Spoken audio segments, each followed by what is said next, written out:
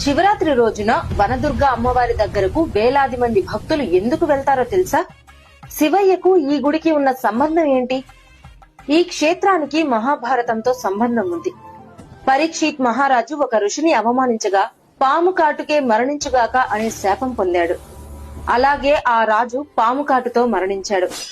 తండ్రి మరణంతో మండిపోయిన రాజకుమారుడు జనమేజయుడు ప్రపంచంలోని నాగులను నాశనం చేయడానికి సర్పయాగం ప్రారంభించాడు. ఆకాశం నుంచి పాములు అగ్నిలో పడిపోతుంటే సృష్టి సమతుల్యం కూలిపోతుంది. అప్పుడు దేవతలు పరమశివుణ్ణి ప్రార్థించారు.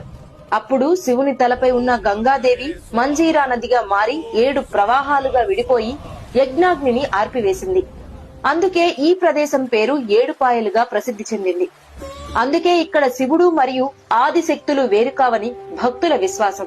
ఆ పవిత్ర ప్రకృతి మధ్య వెలసింది వనదుర్గా భవానీ అమ్మవారు. ఇక్కడ ఆ 7 ప్రవాహాలు అమ్మవారి పాదాలను తాకుతూ ప్రవహిస్తాయి.